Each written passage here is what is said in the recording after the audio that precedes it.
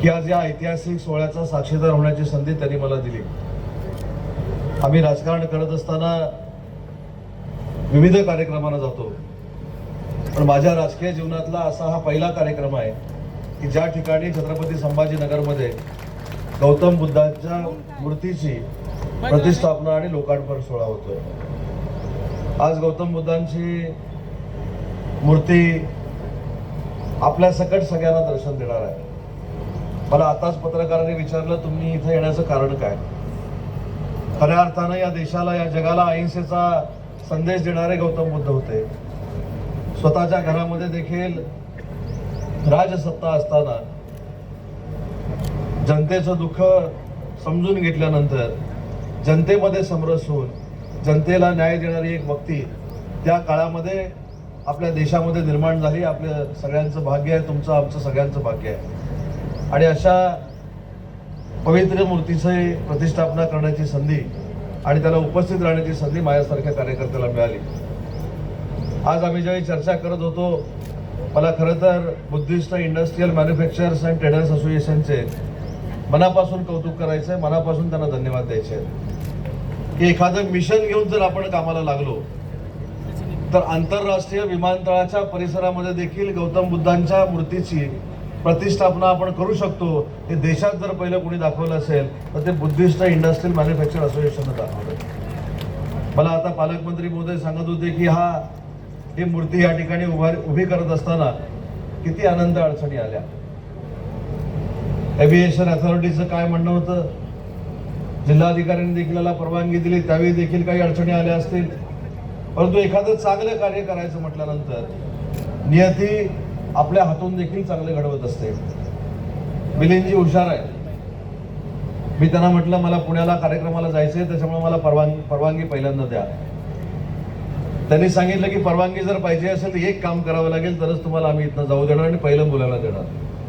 त्यांनी मला सांगितलं की जे असोसिएशन आम्ही चालवतो, ज्या असोसिएशन मधनं 450 ते 500 कोटी रुपयाचा उद्योजक म्हणून टर्नओव्हर होतो, ज्या असोसिएशनच्या माध्यमातून 1500 ते 2000 मुलं मुली कामाला लागलेली आहेत, बेरोजगार तरुणांना आणि तरुणींना तुम्ही रोजगार दिलाय, अशा असोसिएशनच्या ट्रेनिंग सेंटरसाठी तुम्हाला जागा आवश्यक आहे असं मिलिंदजी आपण मला सांगितलं। आज संजयजी या जिल्ह्याचे पालकमंत्री आहेत, त्यांच्या समोर मी तुम्हाला शब्द देतो, ज्या पवित्र ठिकाणी तुम्ही मला बोलवलेलं आहात, ज्या पवित्र ठिकाणी येऊन गौतम बुद्धांच्या मूर्तीची प्रतिष्ठापना करण्याची संधी माझ्यासारख्या कार्यकर्त्याला मिळाली, तिथं तुम्ही मागणी काय केली तर या असोसिएशन मार्फत ट्रेनिंग सेंटर तुम्हाला चालवायचं आहे।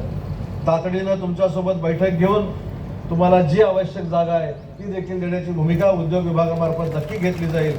हाच शब्द या कार्यक्रमाच्या निमित्ताने मी आपल्याला देतो। आजचं राजकारण जर आपण बघितलं, एकामेकावर टीका करणं, एकामेकाची बदनामी करणं, जर कोण चांगलं एकत्र असतील तर त्यांना कशा पद्धतीनं दूर करायचं, अशा पद्धतीचं राजकारण चालू असताना खऱ्या अर्थानं जे इतकं बदनामीकारक आणि घाणेरडं राजकारण करतायत त्यांना देखील कधीतरी या गौतम बुद्धांच्या मूर्तीसमोर येऊन नतमस्तक व्हावं अशी माझी त्यांना सूचना आहे। कारण ज्या गौतम बुद्धांनी नुसता अहिंसेचा विचार दिला नाही तर समोरच्याची बदनामी करू नये, समोरच्याला त्रास देऊ नये, समोरच्याला त्रास देऊन त्याचं जीवन उद्ध्वस्त करू नये, अशा पद्धतीचा संदेश देखील दिलेला होता। तो आज काही लोकांना तंतोतंत लागू पडतो। मगाशी मला कोणीतरी विचारलं की राजकारणामध्ये असं झालं, राजकारणामध्ये तसं झालं। आज राज्याच्या राजकारणामध्ये मी असेल किंवा संजय शिरसाट साहेब असतील यांना जी मंत्रिपदं मिळालेली आहेत महायुतीच्या या संपूर्ण सरकारमध्ये, याचं कारण फक्त आणि फक्त एकनाथ शिंदे साहेब आहेत. आज देवेंद्रजींच्या नेतृत्वाखाली आम्ही काम करतोय, आज एकनाथ शिंदे साहेबांच्या नेतृत्वाखाली आम्ही काम करतोय, अजितदादांच्या नेतृत्वाखाली आम्ही काम करतोय. पण काम करत असताना जनसामान्यांचं हित आणि सगळ्या जाती धर्मांना बरोबर घेऊन जाऊन त्यांना न्याय देण्याची भूमिका आमचं महायुतीचं सरकार घेत आहे. याच्यामध्ये आम्हाला सगळ्यांना समाधान आहे. आणि म्हणून जातीभेतीमध्ये भेद व्हावा, कुठची जात मोठी आहे कुठची जात छोटी आहे याच्यावर त्याचं कर्तृत्व ठरावं असे समजणारे आम्ही कार्यकर्ते नाहीत. तर आम्ही सगळ्या जातीपातीच्या सगळ्या जाती धर्माच्या लोकांना बरोबर घेऊन त्यांच्या न्याय हक्कासाठी लढणारे सगळे कार्यकर्ते आहोत. आणि आज देखील आज या कार्यक्रमाच्या निमित्तानं, ऐतिहासिक कार्यक्रमाच्या निमित्तानं मी माझ्या पक्षाच्या वतीनं मिलिंदजी तुम्हाला आणि सर्व सहकाऱ्यांना शब्द देतो की शिंदे साहेबांच्या नेतृत्वाखाली आमच्याकडनं कधी जातीचं राजकारण होणार नाही, जातीपातीचं राजकारण होणार नाही.